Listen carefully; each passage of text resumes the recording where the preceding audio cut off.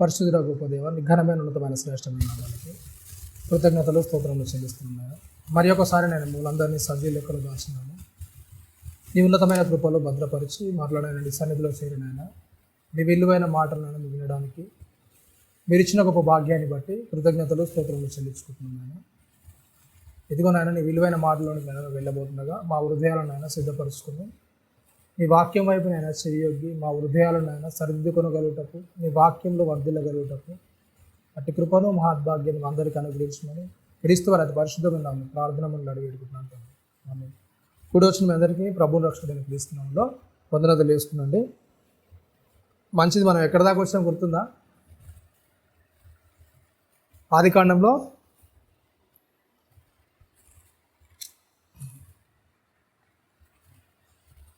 ఎక్కడి దాకా వచ్చానండి?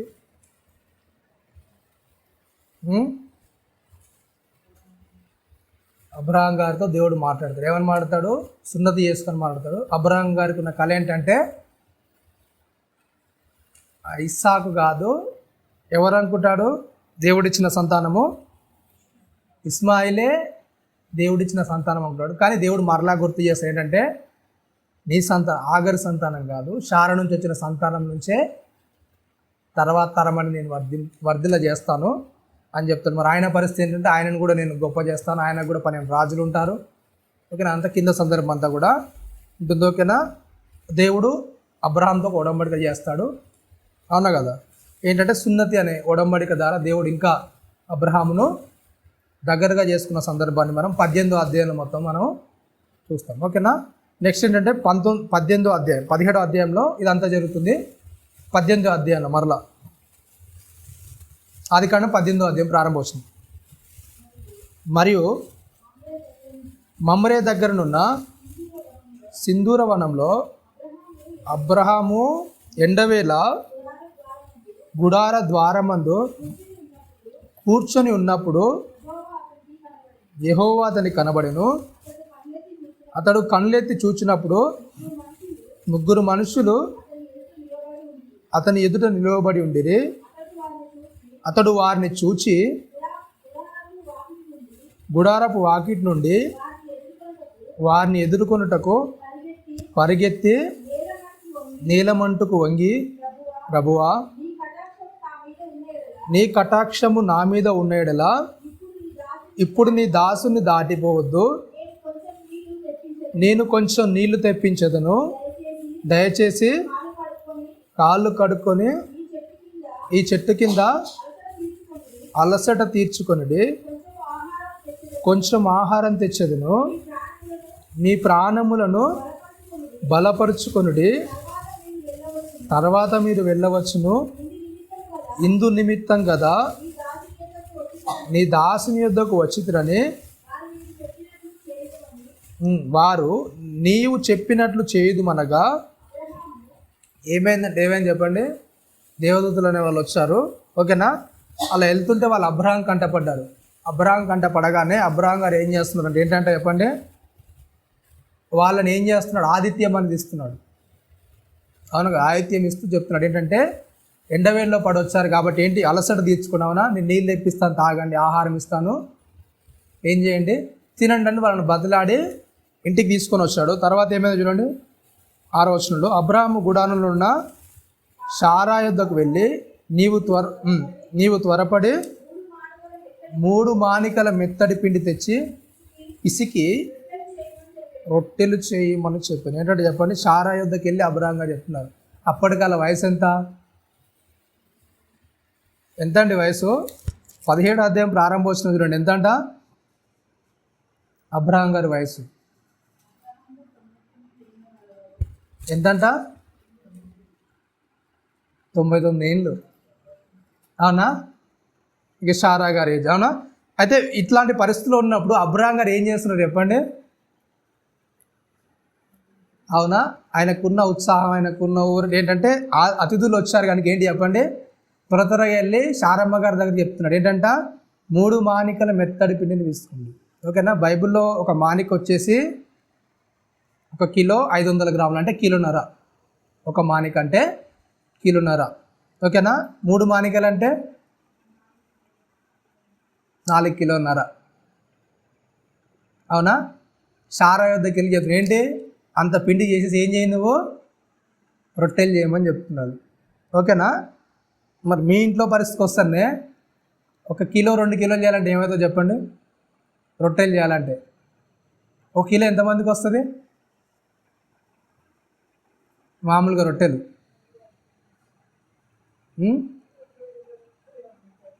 ఎన్ని రొట్టెలు వస్తాయి? మరి మన లెక్క అప్పుడు గ్యాస్ అనేది ఏం లేదు వాళ్ళకు. ఉందా లేదా? గ్యాస్ ఉందా? లేదు. కట్టెల పొయ్యి తెలుస్తుంది ఆ పరిస్థితి ఎలా ఉంటుంది. అవునా కదా? కట్టెల పొయ్యి అయినా కానీ కట్టెల పొయ్యి ఊరికనే మంటున్నాం. మరి ఏం చేయాలి? మంట మండడానికి ఏం చేయాలి చెప్పండి? ఏం చేయాలి? గొట్టం. గొట్టంతో ఏం చేయాలి చెప్పండి? ఊదాలి. అవునా కదా?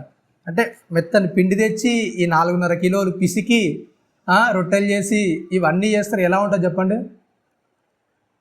నా ఏజ్ ఏంటి, నా పరిస్థితి ఏంటి? అవునా కదా? ఇప్పుడు ఈ ముసలాన్ని తెచ్చేసి నాకు ఏం చేయమన్నాడు చెప్పండి? ఆ 3 మాణికల పిండి విసికేసాయి. అవునా కదా? అక్కడికి వెళ్ళి మరలా గేదెను సిద్ధం చేయ, దూడను సిద్ధం చేయ అంటున్నారు, లేత దూడను. అవునా కదా? అసలు ఈ పరిస్థితి ఏంటి, ఇలా చేయగలుగుతామా అని షారా ఏమనలేదు. అవునా కదా? అంత ఏజ్ వచ్చినా సరే అవి ఏం చేసింది చెప్పండి? ఏం చేసింది? చెప్పిన పని అంతా కూడా చేస్తుంది. అవునా? అంటే భర్త ఏం చెప్పాడో దానికి లోబడి ఏం చేసింది చెప్పండి? ఆ మాటకు విధేయత చూపి ఏం చేసింది? ఆ మాట ప్రకారంగా చేసింది. ఓకేనా? రైట్. ఆ మాట ప్రకారం ఎలా చేసిందంటే, మనకు ఎబ్రి రాసిన పత్రికలో ఏం చేస్తారంటే, ఎబ్రి గ్రంథకర్త రాయిస్తూ వాళ్ళు తెలియకనే ఏం చేస్తారంటే, ఎప్పుడు దేవదూతలకు ఆతిథ్యం ఇచ్చి ఏం చేస్తారంట? ఆశీర్వాదం పొందారు. అవునా కదా? అంటే మామూలుగా మనం మనుషులకు ఇచ్చామనుకో ఏమవుతుందో చెప్పండి? వీళ్ళు అసలు ఏందో, అసలు టైంలో వచ్చి ఇలాంటి టైంలో మనల్ని ఇబ్బంది పెట్టడం ఏంటి, ఇంతమంది మన ఇంటికి రావడం ఏంటి, ఇవన్నీ తేవడం ఏంటి, అక్కడికి వెళ్ళి ఇక్కడికి వెళ్ళి ఇవన్నీ చేయాలంటే ఏమవుతుందో చెప్పండి? అవునా? ఈ టైంలో ఇవన్నీ తెచ్చి ఇవ్వాలంటే ఎలా ఉంటుందో చెప్పండి? మీకు ఎవరో తెలియని వ్యక్తులు వచ్చి సడన్గా వచ్చినప్పుడు ఎలా ఉంటుంది చెప్పండి? అవన్నీ తెచ్చి చేయాలంటే ఏం చేస్తారు? చెప్పండి? వాళ్ళు తెలియకనే దేవదూతలకు ఆతిథ్యం ఇచ్చి ఆశీర్వాదం పొందారంట. అవునా కదా? అంటే వీళ్ళు దేవదూతలకు ఇచ్చారు ఆతిథ్యం ఇచ్చారు. అవును. ఒకవేళ షారా గారు ఒంటింట్లో గులుగుతుంటే ఏమవుతుందో చెప్పండి? దేవదూతలకు తెలుస్తుందా తెలియదా? మరి షారా గారు ఎలా చేసి ఉండొచ్చు? అవునా? అబ్రహాం గారు కానీ షారా గారు కానీ ఎలా ఆతిథ్యం ఇచ్చిండొచ్చు వాళ్ళకు? ఆశీర్వాదం పొందారంటే. అవునా కదా? ప్రేమతో మర్యాదగా, వాళ్ళు తెలియని వ్యక్తులు, వాళ్ళు ఎవరో తెలియదు, అట్లాంటి వ్యక్తులకు ఏం చేస్తారు చెప్పండి? ప్రేమతో మర్యాదగా వాళ్ళకి కావలసిన సదుపాయాలన్నీ ఇస్తూ వాళ్ళు ఎంతో మర్యాదగా ఏం చేస్తారు చెప్పండి? నడుచుకుంటున్నారు.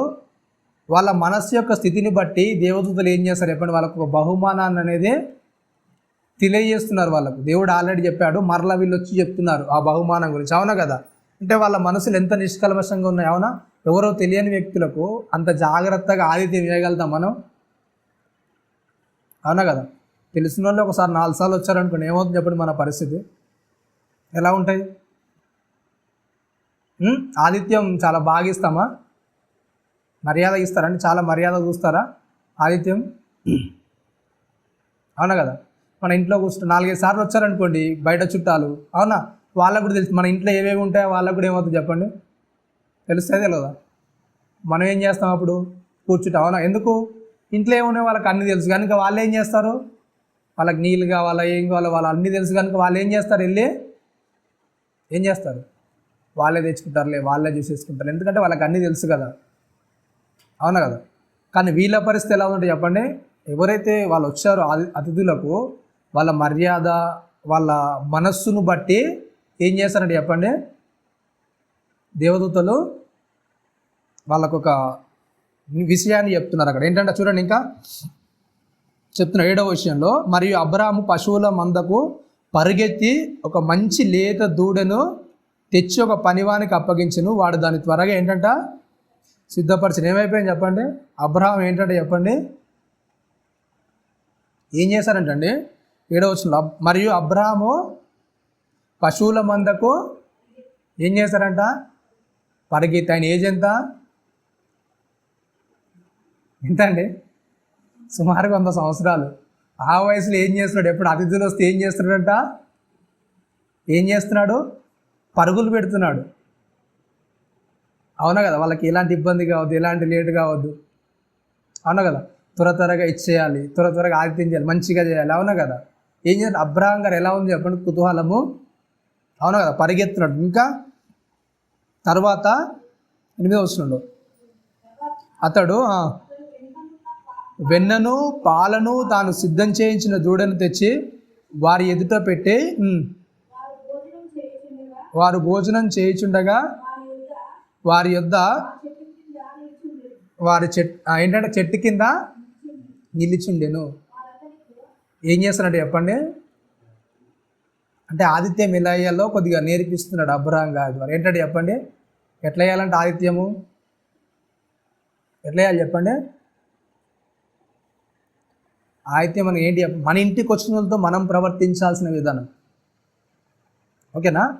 ఎలా ప్రవర్తించాలి? మన ఇంటికి వచ్చిన వాళ్ళతో మర్యాదగా, ఆ యొక్క మర్యాద వాళ్ళకి ఏంటంటే వాళ్ళకి కావాల్సినవన్నీ ఇచ్చి వాళ్ళ దగ్గర నిలబడి ఇంకేమైనా కావాలా, అవునా, మంచి చెడ్డలు చూసుకుంటూ ఏంటంటే వాళ్ళ పక్కనే నిలబడి ఏం చేస్తున్నట్టు అబ్రహాం గారు అన్నీ కూడా చూసుకుంటున్నాడు నిలబడి.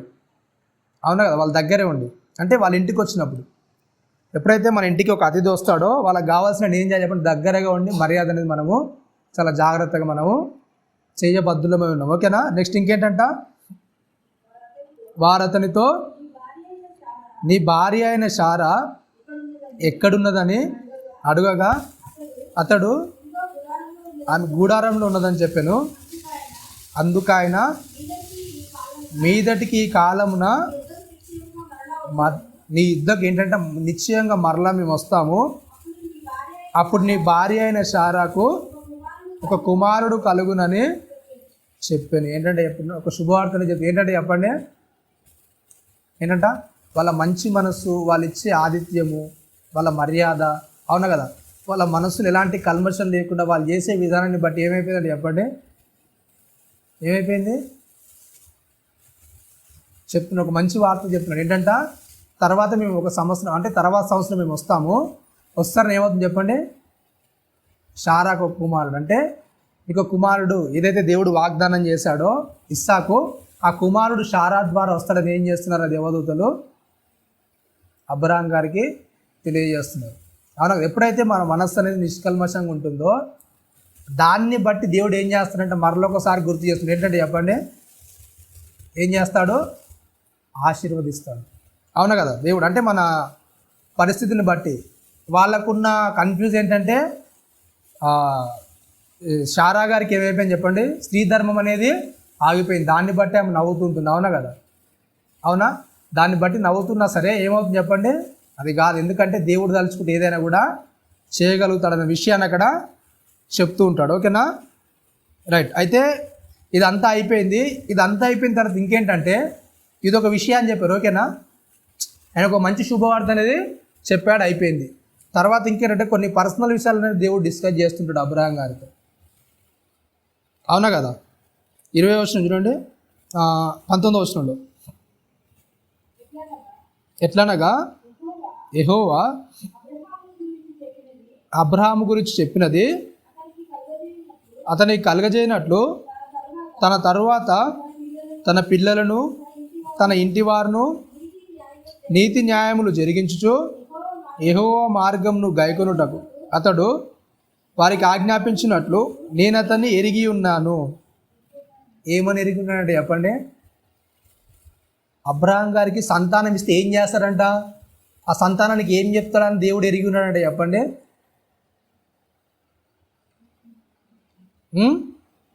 అబ్రహాం గారికి ఒకవేళ సంతానాన్ని ఇస్తే ఆయన ఏం చెప్తారంట? వాళ్ళ తరాలకు దేవునికి తెలిసిన విషయం ఏంటి? ఏం చెప్తారంట? తర్వాత తన పిల్లలకు తన ఇంటి వారికి ఏం నేర్పిస్తారంట చెప్పండి? నీతి న్యాయాలు ఎలాగ జరిగించాలో చెప్తాడంట. యెహోవా మార్గములు గైకొనుటకు ఏం చేస్తారంట? అతడు వాళ్ళకి ఆజ్ఞాపిస్తాడంట. అవునా కదా? అబ్రహాం గారికి సంతానం ఇస్తే ఏం చేస్తారని దేవుని కళ ఏంటంట? అవునా కదా? అంటే ఇస్సాక్ గారి జీవితంలో చూడగలిగితే ఎలా ఉంటుంది చెప్పండి ఆ కళ? దేవుని కల నెరవేరినట్టుగా, అంటే ఆయన ఆజ్ఞలను, ఆయన కట్టడలను, ఆయన నీతి న్యాయాలను ఏం చేశాడు, ఇస్సాకు గారికి తెలిపినట్టుగా అబ్రహాం గారు వాళ్ళు నడిచే విధానాన్ని బట్టి మనము చూడగలుగుతాం. కింది వచనాలు ఇంకా 20 వచనంలో చెప్తున్నాడు. మరియు యెహోవా 23వ వచనం చూడండి.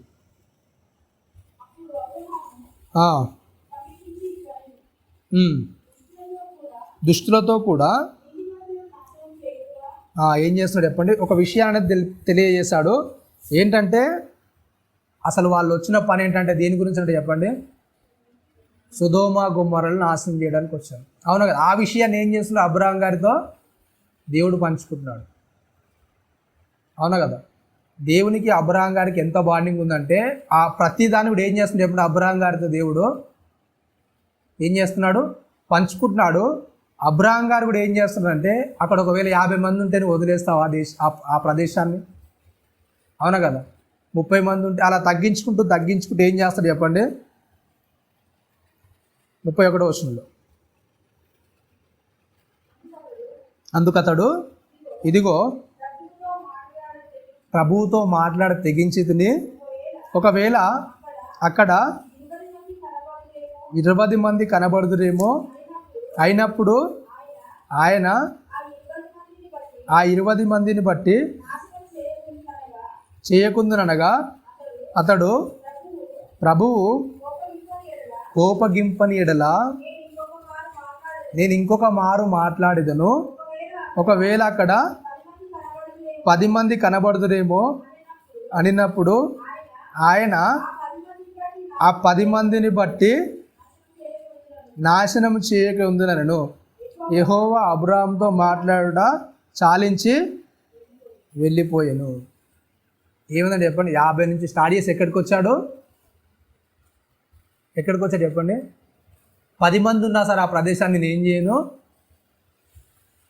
అంటే, సొదొమ గొమొర్రాలో 10 మంది కూడా ఏం లేరు. అవునా కదా?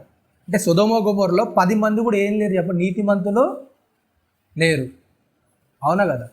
అంటే దేవుడు అబ్రహాం గారితో మాట్లాడుతున్నప్పుడు అబ్రహాం గారు స్టార్ట్ చేస్తారు, ఒకవేళ అంటే నువ్వు చెడ్డోళ్ళు ఉన్నారు, ఓకే, చెడ్డోళ్ళతో పాటు మంచోళ్ళని కూడా చంపేస్తావా అని దేవునితో ఏం చేస్తారు చెప్పండి, ఆ తెగించి మాట్లాడుతూ 50, 40, 30, 20, 10 దగ్గరికి వచ్చినా కానీ ఏమైనా చెప్పండి, దేవుడు సరే 10 మందిలో నేను ఏం చేస్తాను, వదిలేస్తాను. అవునా కదా? అంటే సొదొమ గొమొర్రా పరిస్థితి ఏంటంటే 10 మంది కూడా అక్కడ ఏం లేరు, నీతిమంతులు లేరు. అవునా కదా? అలాంటి ప్రాంతాన్ని ఏం చేస్తారు, లోతు గారు కళ్ళతో చూసి ఏం చేస్తారు చెప్పండి, దాన్ని ఎంచుకున్నారు. అవునా కదా? 19వ అధ్యాయంకి వస్తేనే లోతు గారి గురించి స్టార్ట్ అవుతుంది. ఆ సాయంకాలం మందు ఆ 2 దేవదూతలు సొదొమ చేరినప్పుడు లోతు సొదొమ గవిని యొద్ద కూర్చుని ఉండెను. లోతు వారిని చూచి వారిని ఎదుర్కొని సాష్టాంగ నమస్కారం చేసి, నా ప్రభువులారా, ఏం చేస్తున్నారు చెప్పండి, లోతు గారు ఏం చేస్తున్నారండి, ఎవరితో సహవాసం ఉన్నారు లోతు గారు, ముందు ఎవరితో ఉన్నారండి, అంటే చాలా సామెతలు మనకు చెప్తుంది. 6 నెలలు వాళ్ళు కలిసి ఉంటే ఏమవుతుంది చెప్పండి, వీళ్ళు అవుతారు, వాళ్ళు. అవునా? అయితే ఎప్పుడైతే ఈ అబ్రహాం గారితో సహవాసం చేస్తున్నాడో అదంతా కూడా ఏం చేస్తారు ఇప్పుడు లోతు గారికి కూడా ఏమైంది, అవునా కదా? ఆ లక్షణాలన్నీ కూడా వచ్చేసాయి. ఆ లక్షణాల్లోనే లోతు గారు ఏం చేస్తున్నారు, పెరుగుతున్నారు. అవునా? కళ్ళతో చూసి ఇది మంచిగా ఉంటుందని ఎంచుకున్నాడు, కానీ ఆయనలో ఉన్న గుణాలు, అబ్రహాం గారిలో ఎలాంటి గుణాలు ఉన్నాయో ఆ గుణాలే లోతు గారు కూడా ఏం చేశారు చెప్పండి, ఏం చేశారు, ఆ లక్షణాలు నేర్చుకున్నారు. అందుకే దేవునికి ఉన్న నిరీక్షణ ఆధారం ఏంటంటే అబ్రహాం గారి గురించి. అబ్రహాం గారికి పిల్లలు ఇస్తే అబ్రహాం గారు ఎలా పెంచుతారు చెప్పండి, తన పక్కనున్నోడిని అలా పెంచినోడు తన కడుపున పుట్టినోడు ఎలా పెంచుతాడు? అవునా కదా? తనతో సహవాసం చేసే వాళ్ళని ఏం చేస్తారు చెప్పండి, చాలా జాగ్రత్తగా, చాలా మంచిగా, నీతిగా, న్యాయంగా, అవునా, ఎవరితో ఎలా మర్యాదగా నడుచుకోవాలో అలాంటి మర్యాదను ఏం చేస్తారు చెప్పండి, లోతు గారికి నేర్పించాడు. అవునా కదా? మరి తన పిల్లలకి ఎలా నేర్పిస్తాడు ఇక? అందుకే ఏం చేస్తున్నాడు దేవుడు, ఆ మాటను చెప్తున్నాడు. ఓకేనా? సాష్టాంగపడి ఏం చేస్తున్నాడు, ప్రభువులారా దయచేసి నీ దాసునింటికి వచ్చి ఈ రాత్రి వెళ్ళబుచ్చి కాళ్ళు గరుకునుడి, మీరు పెందరగానే లేచి ఏం చేయొచ్చు, మీ త్రోవల్లో వెళ్ళవచ్చును.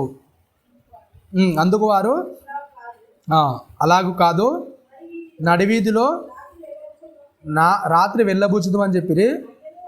అయినను అతడు మిక్కిలి బలవంతం చేసినప్పుడు వారు అతని తట్టు తిరిగి అతని ఇంట ప్రవేశించిరి. అతడు వారికి విందు చేసి పొంగని రొట్టెలు కాల్చగా వారు భోజనం చేసిరి. వారు పండుకొనక ముందు ఆ పట్టణస్థులను అనగా సొదొమ మనుషులు బాలురును వృద్ధులను ప్రజలందరూ నలుదిక్కుల నుండి కూడి వచ్చి ఆ ఇంటి చుట్టూ వేసి లోతును పిలిచి, ఈ రాత్రి నీ యొద్దకు వచ్చిన మనుషులు ఎక్కడ? మేము వారిని కూడినట్లు మా యొద్దకు వారి వెలుపలకు తీసుకొని రమ్మని అతనితో చెప్పగా, లోతులు వెలుపలి ద్వారం యొద్దకు వచ్చి తన వెనుక తలుపు వేసి, అన్నలారా ఇంత పాతకము కట్టుకొనకుడి. ఏం చేస్తుంది చెప్పండి? ఏంటంట? ఫస్ట్ టైం రికార్డ్ అంటే బైబిల్లో ఫస్ట్గా రికార్డ్ చేయబడిన మాట అంటే ఒక వ్యభిచారం గురించి ఇంత క్లారిటీగా ఫస్ట్గా రికార్డ్ చేయబడిన మాట ఇక్కడి లోతు సందర్భంలో. అవునా కదా? అవునా? ఆదికాండం 6వ అధ్యాయంలో చూస్తే వాళ్ళు పెళ్ళిళ్ళకి ఇచ్చుకుంటూ పెళ్ళిళ్ళు చేసుకుంటూ ఇలా దేవుని మాట ఎరగకుండా ఉన్నారని వదిలేశాడు దేవుడు అక్కడ. కానీ ఇక్కడికి వస్తారు ఏంటి చెప్పండి? ఒక వ్యభిచార సంబంధమైన క్రియల్లో జనాలంతా కూడా మునిగిపోయారని ఏం చేస్తారు చెప్పండి? చాలా క్లారిటీగా, అంటే వాళ్ళ హృదయం అనేది చిన్నప్పటి నుంచే చెడిపోయింది అని దేవుడు అక్కడ రాయించాడు. ఇక్కడ చూస్తే ఏంటంట, ఆ పట్టణంలో ఎవరైతే ఉన్నారో ప్రజలు, పెద్దలు, బాలురు, పిల్లలు, వాళ్ళందరూ కూడా ఏం చేస్తారు చెప్పండి? వాళ్ళ హృదయాలన్నీ కూడా ఏమైపోయాయి? చెడిపోయాయి. అవునా కదా? అంటే అబ్రహాం గారు బదులాడుకున్నాడు, 50 మందిని వదిలేస్తారా, 30 మంది, 10 మందిని వదిలేస్తారా అంటే ఇక్కడ పరిస్థితి ఏమైపోయింది చెప్పండి? పట్టణం అంతా పరిస్థితి కూడా ఏమైపోయింది చెప్పండి? బాగాలేదు పట్టణం పరిస్థితి అంతా కూడా. అవునా కదా? వాళ్ళకు హృదయం అంతా కూడా పాడైపోయింది. అట్లాంటి పరిస్థితుల్లో ఉన్నప్పుడు లోతు గారు వాళ్ళు బతలాడుకుంటున్నారు. అయినా కానీ ఏం చేశారు చెప్పండి? వాళ్ళు అలా ఇన్నని పరిస్థితుల్లో ఉన్నప్పుడు 9వ వచనంలో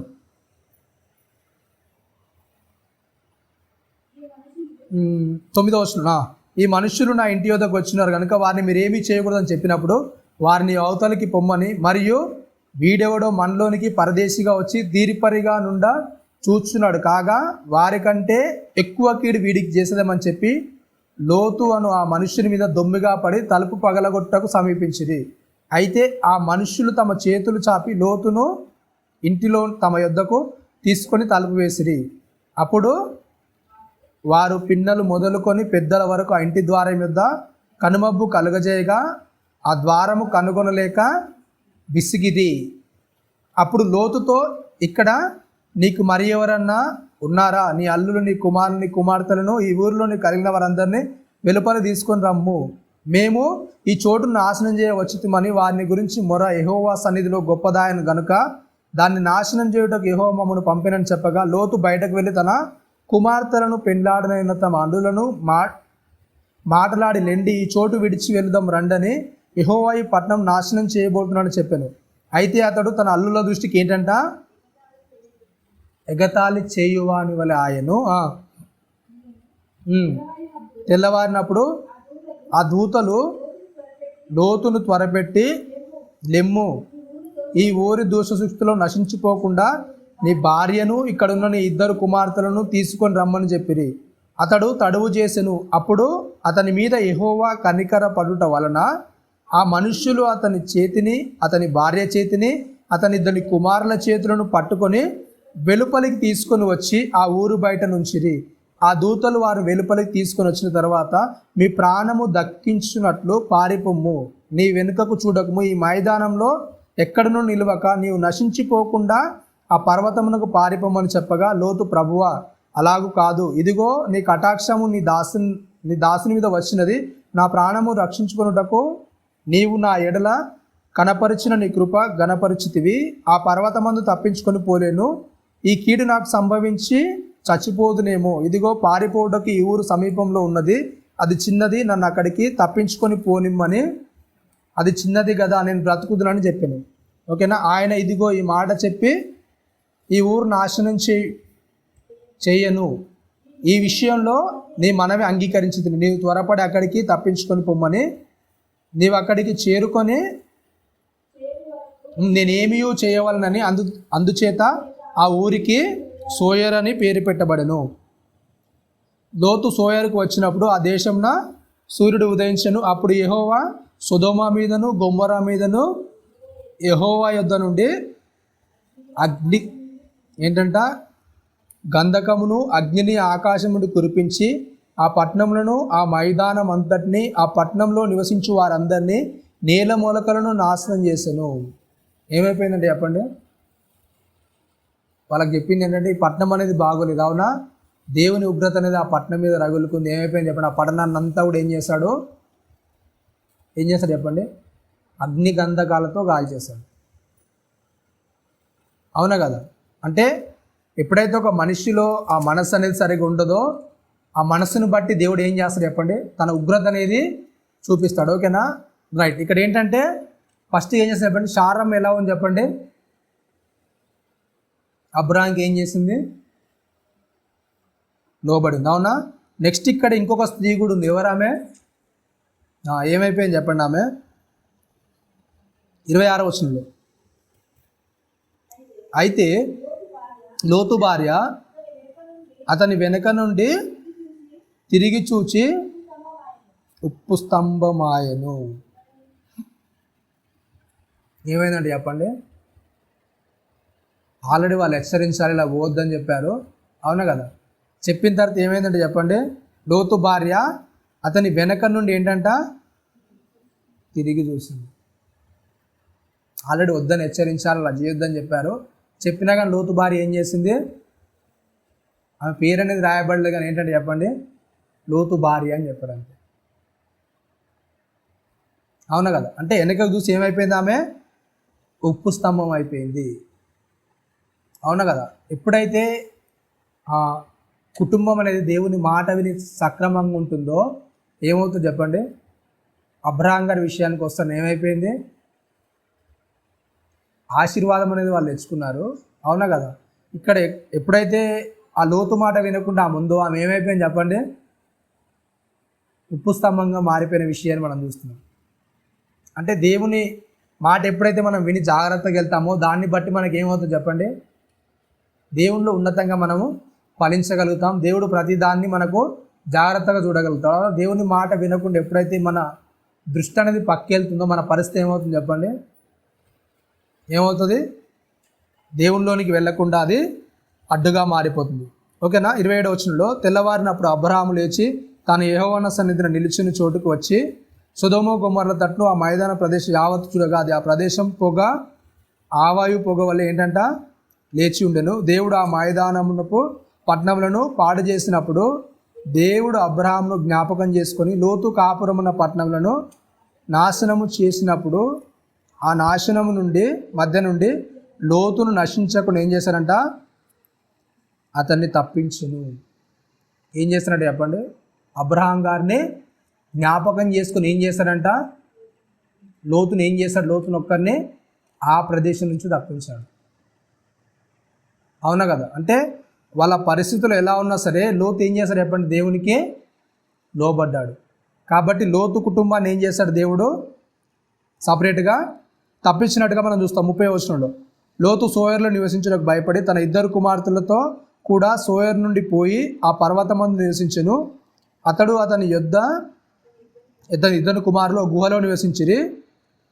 అట్లుండగా వాళ్ళు చెప్తున్నారు ఏంటంటే చాలా విషయాల్లో ఇక్కడ జరిగింది ఏంటంటే, బైబిల్ ఏం చేస్తారు చెప్పండి, ఏం చేస్తారు, బైబిల్లో చాలా బూతులు ఉన్నాయండి. అవునా కదా?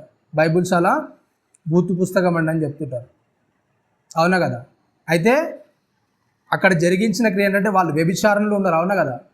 అంటే ఎప్పుడైతే లోతు ప్రాంతంలో ఉన్నారో వాళ్ళు వ్యభిచార తరంలో ఉన్నారో వాళ్ళందరినీ కూడా దేవుడు నాశనం చేశారు. అలాంటి తలంపేళ్ళకి ఏమైంది చెప్పండి, వచ్చేసింది అనుకుంటారు. కానీ వాళ్ళ తలంపు ఏంటంటే వాళ్ళు మాట్లాడుకుంటుంది ఏంటో చూడండి అక్కడ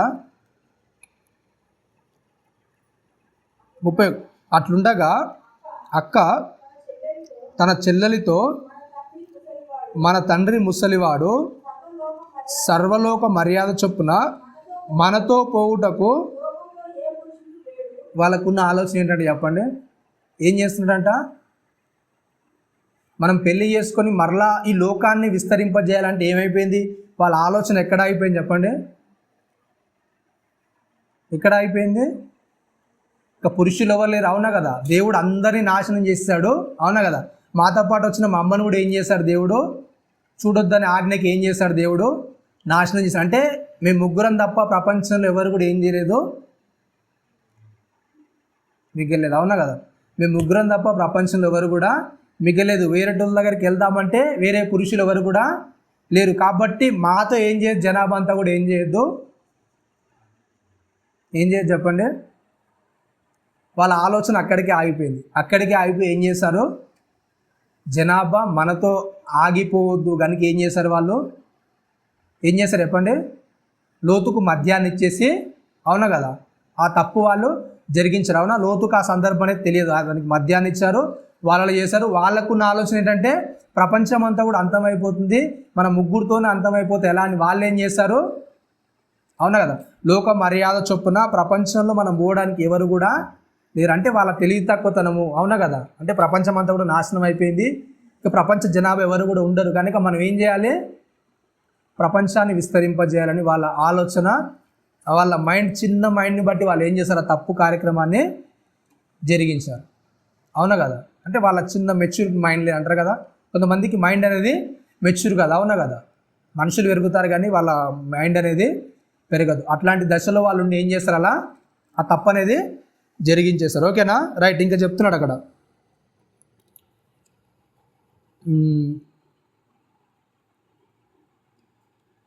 20వ వచనంలోకి వెళ్దాం.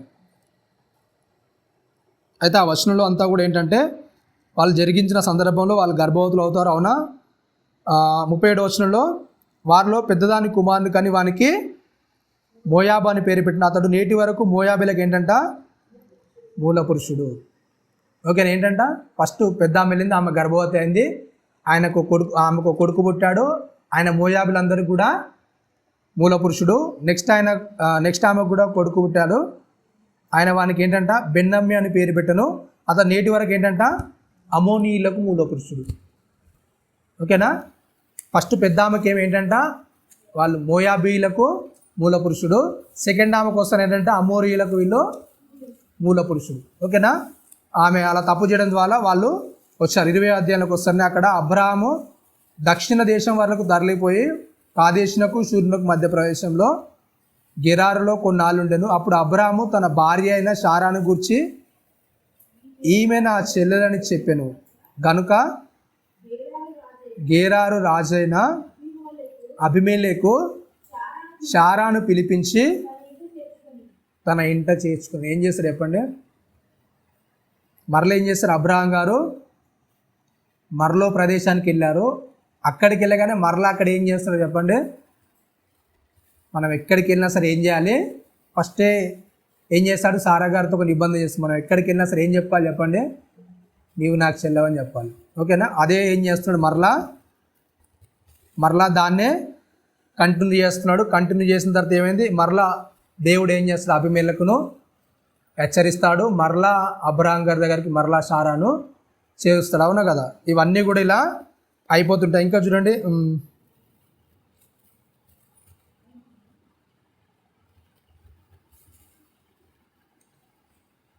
21వ వచనంలో 21వ అధ్యాయంలో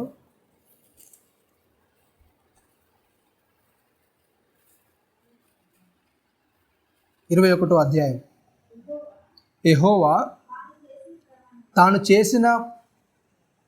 చెప్పిన ప్రకారము శారాను దర్శించెను. యెహోవా తానిచ్చిన మాట చొప్పున శారాను గూర్చి చేసిన ఎట్లనగా దేవుడు అబ్రహాంతో చెప్పిన నిర్ణయ కాలములో శారా గర్భవతి అయి అతని ముసలితనమందు అతనికి కుమారుని కనెను. అప్పుడు అబ్రహాము తనకు పుట్టినవాడు తనకు శారా కనినవాడైన తన కుమారునికి ఇస్సాకు అని పేరు పెట్టెను. మరియు దేవుడు అబ్రహామునకు ఆజ్ఞాపించిన ప్రకారము అతడు 8 దినములైన వాడైన ఇస్సాకును అను తన కుమారునికి సున్నతి చేశాను. అబ్రహాము కుమారుడైన ఇస్సాకు అతనికి పుట్టినప్పుడు అతడు ఏంటంట 100 ఏండ్ల వాడు. అప్పుడు శారా దేవుడు నాకు నవ్వు కలుగజేసాను, వినువారెల్లా నా విషయం ఏంటంట నవ్వెదర నేను. మరియు శారా పిల్లలకు స్థానమిచ్చినను ఎవరు అబ్రహాంతో చెప్పునో నేను అతని ముసలితనమందు కుమారుని కంటిని గదా అనెను. ఆ పిల్లవాడు పెరిగి పాలు విడిచెను. ఇస్సాకు పాలు విడిచిన దినమంది ఏంటంటే అబ్రాహాము గొప్ప విందు చేసెను. అవునా కదా? వాళ్ళ జీవితాలు ఏదైతే దేవుడు నిర్ణయించాడో ఆ నిర్ణయాన్ని మరలా ఏం చేశాడు దేవుడు? ఇస్సాకును ఏం చేశాడు? అబ్రహాం గారికి దయచేశాడు. అవునా కదా? అంటే వాళ్ళకున్న నిరీక్షణ ఎప్పుడైతే మనం దేవుని యందు ఆ నిరీక్షణను వదలకుండా మనం ఉంటామో దాన్ని బట్టి దేవుడు చేసే కార్యాన్ని ఏం చేస్తాడు చెప్పండి? దాన్ని కొనసాగిస్తూనే ఉంటాడు. అవునా కదా? ఎప్పుడైతే మన హృదయము బాగోలేకుంటుందో, అంటే మన హృదయ పరిస్థితులు అనేవి బాగోలేకుంటాయో దాన్ని బట్టి మన జీవితంలో ఏమవుతుంది చెప్పండి? నాశనంలోకి వెళ్ళిపోతాము. అవునా? మనం దేవుని మాటను బ్రతికితే, దేవుని మాట ప్రకారం బ్రతికితే ఏం చేస్తాం? మనం దేవుని నీడలో చాలా జాగ్రత్తగా ఉంటాం. అవునా కదా? కష్టాలు, కన్నీళ్ళు, ఇబ్బందులు అనేవి అన్నీ కూడా మన జీవితాల్లో వస్తూనే ఉంటాయి. అవునా కదా? వాళ్ళ నిరీక్షణ ఏంటంటే 100 సంవత్సరాల అబ్రహాం గారికి. అవునా? అప్పటిదాకా కూడా ఏం చేస్తాడైనా వేచున్నాడు. దేని కొరకు? వాగ్దాన పుత్రుడి గురించి. అవునా కదా? అప్పటిదాకా శారా గారు కూడా ఏం చేశారు చెప్పండి? ఆ ఎదురు చూశారు ఆ వాగ్దాన పుత్రుని గురించి. అవునా కదా? అప్పటి వరకు వాళ్ళ జీవితాల్లో కన్నీళ్ళు, కష్టాలు, అవునా, ఆ ఇబ్బందులు, అంటే నాకు పిల్లలు లేరనే బాధ, అవన్నీ కూడా శారా గారు దిగమింగుకుంటున్నారు. ఎప్పుడైతే ఇస్సాక్ గారిని కన్నారో అప్పుడు ఏమైపోయిందని చెప్పండి? చూసే వాళ్ళందరూ కూడా ఏం చేస్తారు చెప్పండి? నవ్వుతారు. అవునా కదా? ఈ ముసలితనంలో ఇంత ఏజ్లో, అవునా కదా, పిల్లలు కనడం ఏంటి? అవునా కదా? కొద్దిగా మీరు ఒక 30 ఏళ్ళకి 20 ఏళ్ళు వెనక్కి వెళ్ళారనికి ఏమవుతుంది చెప్పండి? అవునా కదా? అంటే కూతురుకో కొడుకు, తల్లికో కొడుకు, అవునా, సేమ్ ఏజ్ ఉంటుంది. అవునా కదా? అవునా కదా అండి? ఇప్పుడు అంటే అలా జరగడం ఏమవుతుంది? అలా జరిగిన దానికి ఏం చేస్తారు చెప్పండి? ఇప్పుడు ఏం చేస్తారు? నవ్వుతారు. కానీ కొద్ది వెనకాలానికి వెళ్తే ఏమవుతుంది చెప్పండి? ఎవరైతే పెద్ద కూతురు ఉంటారో, ఇక్కడ పెద్ద కొడుకు ఉంటారో వాళ్ళ కొడుకులు, వాళ్ళ కూతుర్లు మళ్ళా వీళ్ళ కొడుకులకు, అంటే తల్లిగారి కొడుకులకు, కూతుర్లకు ఏమవుతారు చెప్పండి? సమాన ఏజ్ అనేది వస్తూ ఉంటుంది. అవునా కదా? అట్లాంటి పరిస్థితుల్లో ఉన్న రోజులు ఉన్నాయి. దాన్ని బట్టి ఏం చేస్తాడు? మరలా దేవుడు ఏం చేస్తాడు? శారా గారికి మరలా నవ్వును కలగజేస్తాడు. అవునా కదా? ఎందుకు నవ్వును కలగజేస్తాడు అంటే వాళ్ళ జీవితంలో ఉన్న విధానం ఏంటి చెప్పండి? ఎబ్రీల పత్రికలు వెళ్దాం ఒకసారి, వాళ్ళు ఎలా బ్రతికారు ఒకసారి. 8వ వచనం నుంచి రాయబడి ఉంటుంది. అబ్రహాము పిలువబడినప్పుడు విశ్వాసమును బట్టి ఆ పిలుపునకు లోబడి తాను స్వాస్థ్యముగా పొందనైన ప్రదేశమునకు బయలువెళ్ళెను. ఎక్కడికి వెళ్ళవలనో అది ఎరుగక బయలువెళ్ళెను. విశ్వాసమును బట్టి అతడును అతనితో ఆ వాగ్దానమునకు సమాన వారసులైన ఇస్సాకు, యాకోబు అనువారు గుడారంలో నివసించు అన్యుల దేశంలో ఉన్నట్టుగా వాగ్దాత దేశంలో పరవాసులైరి. ఏలయనగా దేవుడు దేనికి శిల్పి నిర్మాణకుడై ఉన్నాడో పునాదులు గల ఆ పట్టణం కొరకు అబ్రహాము ఎదురు చూచుండెను. విశ్వాసమును బట్టి శారాయి వాగ్దానం చేసినవాడు నమ్మదగిన వాడని ఎంచుకొనెను గనక తాను వయస్సు గతించినదైనను గర్భం ధరించుటకు శక్తి పొందెను.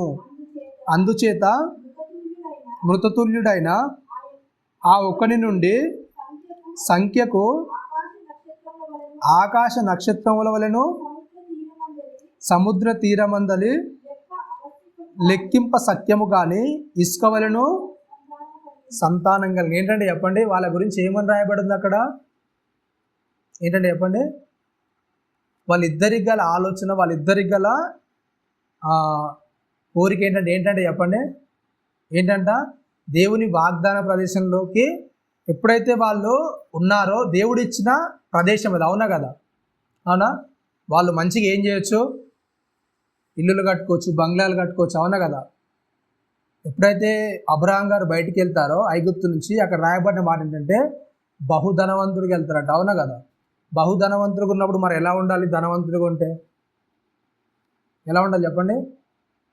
లగ్జరీస్గా ఇల్లు కట్టుకోవచ్చు, లగ్జరీస్గా ఆయన అనుకున్నది చేసుకోవచ్చు. కానీ ఏంటంటే అబ్రహాం గారు ఎలా ఉన్నారంటే చెప్పండి, గుడారం వేసుకొని ఉన్నాడు. ఎందుకు గుడారం వేసుకొని ఉన్నాడంటే ఇది ఏంటంట శాశ్వతమైంది కాదు. వాళ్ళకున్న ఆలోచన, వాళ్ళకున్న అంత దేవుని మీద విశ్వాసం ఏంటంటే ఇది స్థిరమైంది కాదు. స్థిరమైంది ఏంటి చెప్పండి, అంటే ఇది పునాదులు లేని పట్టణము, పునాదులు గల పట్టణం ఒకటి ఉంది. ఆ పునాదులు గల పట్టణం కొరకు ఏం చేశారంట వాళ్ళు, ఏం చేశారు చెప్పండి, ఎదురు చూశారు.